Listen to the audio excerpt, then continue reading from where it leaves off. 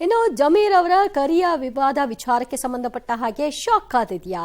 ಇದೀಗ DCM DK Shivakumar ಅವರು ಶಿಸ್ತು ಕ್ರಮವನ್ನು ತೆಗೆದುಕೊಳ್ತಾರಾ? ಎಐಸಿಸಿ ಕೆಪಿಸಿಸಿಗೆ ಒಂದು ಪತ್ರವನ್ನು ಬರೆದಿದೆ, ಕಾರಣ ಕೊಡಿ, ಏನಾಗಿದೆ ಅನ್ನುವಂತಹ ವರದಿ ಕೊಡಿ ಅಂತ. ಹಾಗಾಗಿ ಕ್ರಮ ತೆಗೆದುಕೊಳ್ತಾ ಕಾಂಗ್ರೆಸ್ ಅನ್ನುವಂತಹ ಪ್ರಶ್ನೆ, ಅದಕ್ಕೆ ಸಂಬಂಧಪಟ್ಟ ಹಾಗೆ ವರದಿ ಇದೆ, ನೋಡ್ಕೊಂಬನ್ನಿ. ಜಮೀರ್ ಕರಿಯ ವಿವಾದ ಕೈಪೆಟ್ಟು, ಸಚಿವ ಜಮೀರ್ ವಿರುದ್ಧ ಶಿಸ್ತು ಕ್ರಮ ಫಿಕ್ಸಾ? ಜಮೀರ್ ಹೇಳಿಕೆಗೆ ಸ್ವಪಕ್ಷದಲ್ಲೇ ತೀವ್ರ ಆಕ್ಷೇಪ. ರಾಜ್ಯ ಕಾಂಗ್ರೆಸ್ ಸರ್ಕಾರ ಒಂದಿಲ್ಲೊಂದು ವಿವಾದದ ಸುಳಿಗೆ ಸಿಲುಕುತ್ತಲೇ ಇದೆ. ವಕ್ಫ್ ವಿವಾದ ಬೆನ್ನಲ್ಲೇ ಸಚಿವ ಜಮೀರ್ ಕೇಂದ್ರ ಸಚಿವ ಕುಮಾರಸ್ವಾಮಿ ಬಣ್ಣದ ಬಗ್ಗೆ ಮಾತನಾಡಿ ಪೇಚಿಗೆ ಸಿಲುಕಿಕೊಂಡಿದ್ದಾರೆ. ತೀವ್ರ ಆಕ್ರೋಶ ವ್ಯಕ್ತವಾಗ್ತಿದ್ದಂತೆ ಕ್ಷಮೆ ಕೂಡ ಕೇಳಿದ್ದಾರೆ. ಆದರೆ ಇದು ಚುನಾವಣಾ ಫಲಿತಾಂಶದ ಮೇಲೆ ಪೆಟ್ಟು ಬೀಳುವ ಆತಂಕ ಕಾಂಗ್ರೆಸ್ ಪಾಳೆಯದಲ್ಲಿ ಶುರುವಾಗಿದೆ. ಸದ್ಯ ಜಮೀರ್ ಅಹ್ಮದ್ ಖಾನ್ ವಿರುದ್ಧ ಶಿಸ್ತು ಕ್ರಮಕ್ಕೆ ಕಾಂಗ್ರೆಸ್ ಮುಂದಾಗುತ್ತಾ ಅನ್ನೋ ಚರ್ಚೆ ಶುರುವಾಗಿದೆ. ಎಚ್.ಡಿ. ಕುಮಾರಸ್ವಾಮಿ ಅವರ ಬಣ್ಣದ ವಿಚಾರದಲ್ಲಿ ಸಚಿವ ಜಮೀರ್ ಅಹ್ಮದ್ ನೀಡಿದಂತಹ ಹೇಳಿಕೆ ಕಾಂಗ್ರೆಸ್ ಒಳಗಡೆ ಬಹಳ ದೊಡ್ಡ ಆಕ್ರೋಶಕ್ಕೆ ಕಾರಣವಾಗಿರುವಂಥದ್ದಂತೂ ಸತ್ಯ. ಭಾಳಷ್ಟು ನಾಯಕರು ಅದನ್ನು ಖಂಡಿಸಿದ್ದಾರೆ. ಈಗ ಡಾಕ್ಟರ್ ಜಿ ಪರಮೇಶ್ವರ್ ಒಂದು ಹೆಜ್ಜೆ ಮುಂದೆ ಹೋಗಿ ಅವರ ಮೇಲೆ ಶಿಸ್ತು ಕ್ರಮ ಆಗಬೇಕು ಅನ್ನುವಂಥ ದಾಟಿಯಲ್ಲಿ ಮಾತನಾಡಿರುವಂಥದ್ದು. ಖುದ್ದು ಡಿ ಕೆ ಶಿವಕುಮಾರ್ ಅವರೇ ಅದನ್ನು ಶಿಸ್ತು ಪಾಲನಾ ಸಮಿತಿಗೆ ನೀಡಬೇಕು. ನಾವು ಶಿಸ್ತು ಪಾಲನಾ ಸಮಿತಿಯಲ್ಲಿ ಇದ್ದಂಥ ಸಂದರ್ಭದಲ್ಲಿ ದೊಡ್ಡ ದೊಡ್ಡ ನಾಯಕರನ್ನು ಕೂಡ ಸಸ್ಪೆಂಡ್ ಮಾಡಿದ್ದೇವೆ ಅನ್ನುವಂತಹ ಮಾತನ್ನು ಹೇಳುವ ಮೂಲಕವಾಗಿ ಕಠಿಣವಾದಂತಹ ಕ್ರಮ ಜಮೀರ್ ಅಹ್ಮದ್ ಮೇಲೆ ಆಗಲೇಬೇಕು ಅನ್ನುವಂತಹ ಒಂದು ಸಂದೇಶವನ್ನು ಗೃಹ ಸಚಿವ ಡಾಕ್ಟರ್ ಜಿ ಪರಮೇಶ್ವರ್ ರವಾನೆ ಮಾಡಿದ್ದಾರೆ. ಒಂದು ರೀತಿಯಾಗಿ ಇದು ಡಿ ಕೆ ಶಿವಕುಮಾರ್ ಅವರಿಗೆ ಹೇಳಿರುವಂತಹ ಕಿವಿ ಮಾತು ಹೌದು. ಮಗದೊಂದು ರೀತಿಯಲ್ಲಿ ಡಿ ಕೆ ಶಿವಕುಮಾರ್ ಅವರ ಜವಾಬ್ದಾರಿಯನ್ನು ನೆನಪಿಸುವ ಕೆಲಸವೂ ಕೂಡ ಹೌದು. ಸಚಿವ ಜಮೀರ್ ಕರಿಯ ವಿವಾದಕ್ಕೆ ಖುದ್ದು ಕಾಂಗ್ರೆಸ್ ನಾಯಕರೇ ವಿರೋಧ ವ್ಯಕ್ತಪಡಿಸಿದ್ದಾರೆ.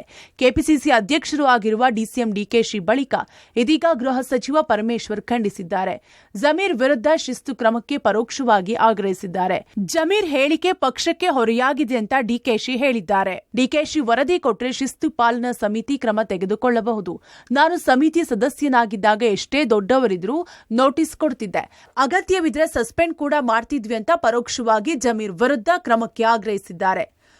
निखिल कुमारस्वामी को नवे हमारे कालिया कुमारस्वामी को हराने वाला टाइगर इकबाल हुसैन साहब ये वोटे ಕೊಡಬೇಡಿ ನೀವು ನಾನೇ वोट केಳक ಬರಲ್ಲ वोट नहीं होना कहते वोट पूछने आता नहीं कहते ये कौन बोल रहा सो हमारा काला कुमारस्वामी ए कुमारस्वामी तेरी बोली बोल एक एक पैसा चंदा करको तेरे पूरे खानदान को खरीदने की ताकत मुसलमानों रख पाई.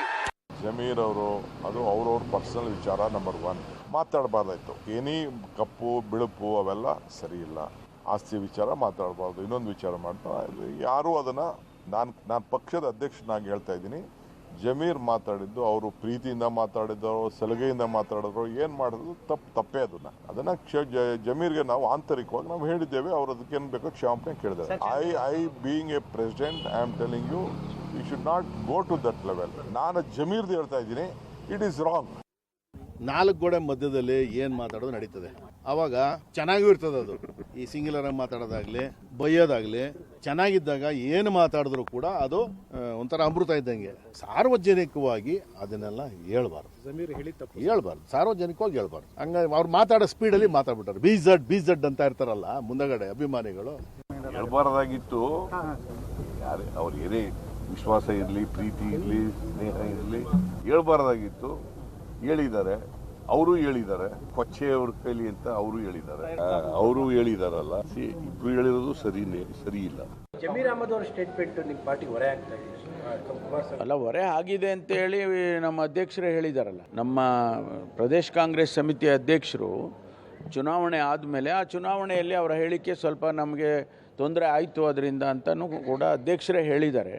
ಅದಕ್ಕೆ ಒಂದು ನಮ್ಮಲ್ಲಿ ಡಿಸಿಪ್ಲಿನರಿ ಕಮಿಟಿ ಅಂತ ಇದೆ. ನಮ್ಮ ಇವರು ರೆಹಮಾನ್ ಖಾನ್ ಸಾಹೇಬರು ಅವರೇ ಅಧ್ಯಕ್ಷರಿದ್ದಾರೆ. ಒಂದು ವೇಳೆ ಅಧ್ಯಕ್ಷರು ಅದನ್ನು ಅವರಿಗೆ ರೆಫರ್ ಮಾಡಿದರೆ ಅವರು ಜಮೀರ್ ಅಹ್ಮದ್ ಅವ್ರನ್ನ ಕರೆದು ಅದು ತುಂಬ ಸೀರಿಯಸ್ ಇದ್ರೆ ಅವ್ರ ಮೇಲೆ ಏನು ಕ್ರಮ ತಗೋಬೇಕು ಅದು ರೆಕಮೆಂಡ್ ಮಾಡ್ತಾರೆ. ಜಮೀರ್ ಹೇಳಿಕೆ ಬಗ್ಗೆ ಕೆಪಿಸಿಸಿಗೆ ವರದಿ ಕೇಳಿದ ಎಐಸಿಸಿ ಬೈ ಎಲೆಕ್ಷನ್ ಡ್ಯಾಮೇಜ್ ಹೇಳಿಕೆ ಬಗ್ಗೆ ವರದಿ ರವಾನೆ. ಇನ್ನು ಬೈಎಲೆಕ್ಷನ್ ಜಟಾಪಟಿ, ಡ್ಯಾಮೇಜ್ ಹೇಳಿಕೆಗಳ ಚರ್ಚೆ ನಡುವೆ ರಾಜ್ಯ ನಾಯಕರಿಗೆ ಎಐಸಿಸಿ ವರದಿ ಕೇಳಿದೆ. ಹೀಗಾಗಿ ಸಂಡೂರು, ಶಿಗ್ಗಾವಿ, ಚನ್ನಪಟ್ಟಣ 3 ಕಡೆಯೂ ಪಕ್ಷದ ಮತಗಟ್ಟೆ ಸಮೀಕ್ಷೆ ವಿವರ ಸಮೇತ ಕಂಪ್ಲೀಟ್ ರಿಪೋರ್ಟ್ಗಳನ್ನು ಕೆಪಿಸಿಸಿ ರವಾನಿಸಿದೆ. ಪ್ರಮುಖವಾಗಿ ಚನ್ನಪಟ್ಟಣದಲ್ಲಿ ಜಮೀರ್ ಹೇಳಿಕೆಯಿಂದ ಜೆಡಿಎಸ್ ಪರ ಒಕ್ಕಲಿಗ ಮತ ಕ್ರೋಢೀಕರಣವಾದ ಬಗ್ಗೆಯೂ ಪ್ರಸ್ತಾಪಿಸಲಾಗಿದೆ. ಮತದಾನಕ್ಕೆ 1-2 ದಿನ ಇರುವಾಗ ಜಮೀರ್ ಹೇಳಿಕೆಯಿಂದ ಪರಿಸ್ಥಿತಿ ಬದಲಾಗಿದ್ದು, ಒಕ್ಕಲಿಗ ಮತ ಪ್ರಮಾಣದಲ್ಲಿ ಮೈನಸ್ ಆಗಿರುವ ಸಾಧ್ಯತೆ ಇದೆ. ಆದರೂ ನಿರೀಕ್ಷಿತ ಪ್ರಮಾಣದಲ್ಲಿ ಒಕ್ಕಲಿಗರ ಮತಗಳು ಬರುವ ಗ್ಯಾರಂಟಿ ಇಲ್ಲ ಎಂದು ಉಲ್ಲೇಖಿಸಿದ್ದಾರೆ ಎನ್ನಲಾಗಿದೆ. ಬೈ ಎಲೆಕ್ಷನ್ ಜಟಾಪಟಿ, ಕೆಲವೊಬ್ಬರ ಡ್ಯಾಮೇಜಿಂಗ್ ಸ್ಟೇಟ್ಮೆಂಟ್ಗಳ ಚರ್ಚೆ ಇನ್ನೂ ಕೂಡ ನಡೀತಿರುವ ಸಂದರ್ಭದಲ್ಲೇ ಎಐಸಿಸಿಗೆ ಕೆಪಿಸಿಸಿ ಘಟಕದಿಂದ 3 ಉಪಚುನಾವಣೆಗಳಿಗೆ ಸಂಬಂಧಪಟ್ಟಂತೆ ಕಂಪ್ಲೀಟ್ ಆದಂತಹ ಡೀಟೇಲ್ ರಿಪೋರ್ಟನ್ನು ರವಾನೆಯಾಗಿರುವಂಥದ್ದು.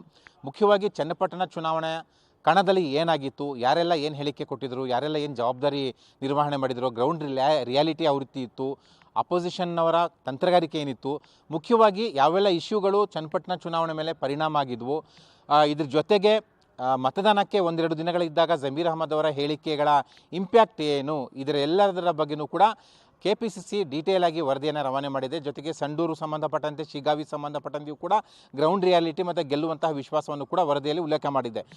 ಮುಖ್ಯವಾಗಿ ಜಮೀರ್ ಹೇಳಿಕೆಯಿಂದ ಏನಾಯಿತು, ಇಂಪ್ಯಾಕ್ಟ್ ಏನಾಯಿತು ಅನ್ನುವಂತಹ ವಿಚಾರವನ್ನು ಕೂಡ ಈ ಒಂದು ವರದಿಯಲ್ಲಿ ಪ್ರಸ್ತಾಪ ಆಗಿರುವಂಥದ್ದು. ಜಮೀರ್ ಅಹಮದ್ ಅವರ ಏನು ಹೇಳಿಕೆ ಇದೆ, ಅದರಿಂದಾಗಿ ಒಕ್ಕಲಿಗ ಮತಗಳ ಕ್ರೋಢೀಕರಣ JDS ಕಡೆ ಆಗಿದೆ ಅನ್ನುವಂತಹ ವಿಚಾರವನ್ನು ಕೂಡ ಕೆಪಿಸಿಸಿ ಘಟಕದ ಈ ಒಂದು ವರದಿಯಲ್ಲಿ ಉಲ್ಲೇಖ ಮಾಡಿದ್ದಾರೆ ಅಂತ ಕೂಡ ಹೇಳಲಾಗ್ತಿದೆ. ಜೊತೆಗೆ ನಿರೀಕ್ಷಿತ ಪ್ರಮಾಣದಲ್ಲಿ ಒಕ್ಕಲಿಗ ಸಮುದಾಯದ ಮತಗಳು ಕಾಂಗ್ರೆಸ್ ಅಭ್ಯರ್ಥಿಗೆ ಬರೋದಿಲ್ಲ ಅನ್ನುವಂತಹ ಆತಂಕವನ್ನು ಕೂಡ ಈ ಒಂದು ವರದಿಯಲ್ಲಿ ವ್ಯಕ್ತಪಡಿಸಲಾಗಿದೆ. ಒಟ್ಟಿನಲ್ಲಿ ರಾಜ್ಯ ರಾಜಕೀಯದಲ್ಲಿ ಜಮೀರ್ ಹೇಳಿಕೆ ತೀವ್ರ ವಿವಾದಕ್ಕೆ ಕಾರಣವಾಗಿದೆ. ಬೈಎಲೆಕ್ಷನ್ ಫಲಿತಾಂಶದವರೆಗೂ ಕಾದು ನೋಡಲು ಕಾಂಗ್ರೆಸ್ ವರಿಷ್ಠರು ನಿರ್ಧರಿಸಿದ್ದಾರೆ. ಜಮೀರ್ ವಿರುದ್ಧ ಶಿಸ್ತು ಕ್ರಮ ಆಗುತ್ತಾ ಕಾದು ನೋಡಬೇಕಿದೆ. Bureau report, Public TV.